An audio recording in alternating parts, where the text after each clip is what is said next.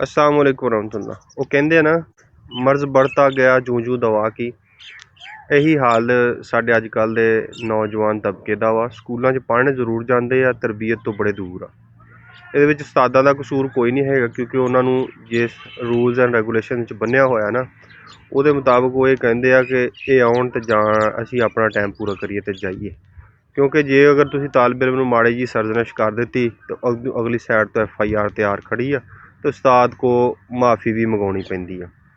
ਬਹਰਹਾਲ ਇਹ ਬੱਚੇ ਆ ਜੀ, ਸਕੂਲ ਦੇ ਐਗਜ਼ਾਮ ਜਾਂ ਛੁੱਟੀਆਂ ਤੋਂ ਪਹਿਲਾਂ ਇੱਦਾਂ ਅਕਸਰ ਸਕੂਲਾਂ 'ਚੋਂ ਨਿਕਲਦੇ ਆ ਅਤੇ ਕਿਤਾਬਾਂ ਵਗੈਰਾ ਟੈਕਸਟ ਬੁੱਕਾਂ ਪਾੜਦੇ ਉਡਾਉਂਦੇ ਜਾਂਦੇ ਆ। ਇਹ ਸਾਡੇ ਆਪਣੇ ਪਿੰਡ ਦਾ ਵਾਕਿਆ ਵਾ।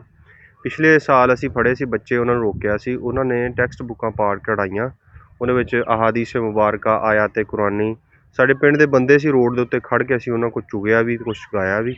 ਉਹ ਉਡਾਉਂਦੇ ਜਾ ਰਹੇ ਸੀ। ਮਤਲਬ ਇੰਨਾ ਅਗਰ ਇਹੀ ਕੋਈ ਟੋਪੀ ਰੱਖ ਕੇ ਤਾਲਬ ਇਲਮ ਕਰਦਾ ਜਾਂਦਾ ਤਾਂ ਕਹਿਣਾ ਤੁਹਾਡੇ ਉਸਤਾਦ ਨੇ ਜਾਂ ਕਾਰੀ ਨੇ ਇਹੀ ਤੁਹਾਨੂੰ ਅਕਲ ਦਿੱਤੀ ਹੈ, ਮਾਂ ਪਿਓ ਨੇ ਇਹੀ ਅਕਲ ਦਿੱਤੀ ਆ।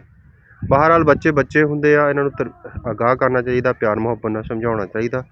ਫਿਰ ਜਿੱਦਾਂ ਦਾ ਇਹਨਾਂ ਦਾ ਅੜੀ ਹੋਵੇ ਉੱਦਾਂ ਦਾ ਵੀ ਸਮਝਾਉਣਾ ਚਾਹੀਦਾ। ਇਹ ਹੁਣ ਵਤੀਰਾ ਹੀ ਬਣਦਾ ਜਾ ਰਿਹਾ। ਸਕੂਲਾਂ ਜਦੋਂ ਫਾਰਗ ਹੁੰਦੇ ਆ ਤਾਂ ਇੱਦਾਂ ਕਿਤਾਬਾਂ ਉਡਾਉਂਦੇ ਜਾਂਦੇ ਆ।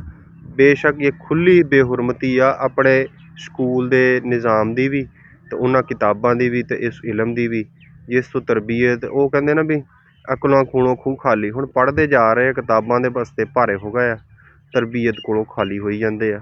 ਇਹਨਾਂ ਬੱਚਿਆਂ ਨੂੰ ਜਿਹੜੇ ਹੈਗੇ ਆਪਣੇ ਹੀ ਆ, ਇਹਨਾਂ ਨੂੰ ਮਾੜਾ ਮੋਟਾ ਅਗਰ ਤੁਸੀਂ ਕਰਦਿਆਂ ਦੇਖੋ, ਇਹਨਾਂ ਨੂੰ ਪਿਆਰ ਮੁਹੱਬਤ ਨਾਲ ਜ਼ਰੂਰ ਸਮਝਾਓ ਕਿ ਬੱਚੇ ਇਹ ਤੂੰ ਹੀ ਪੜ੍ਹਿਆ ਵਾ, ਇਹ ਤੇਰੇ ਹੀ ਕੰਮ ਆਉਣਾ ਵਾ। ਜੇ ਇੱਦਾਂ ਪੈਰਾਂ ਰੋਲੂਗਾ ਤਾਂ ਕੀ ਤੂੰ ਇਹ 'ਚੋਂ ਖੱਟ ਲੈਣਾ। ਬੇਅਦਬਾਂ ਮਕਸੂਦ ਨਾ ਹਾਸਲ, ਅੱਗੇ ਤੁਹਾਨੂੰ ਕਲਾਮ ਆਪੇ ਹੀ ਆਉਂਦਾ ਹੋਣਾ।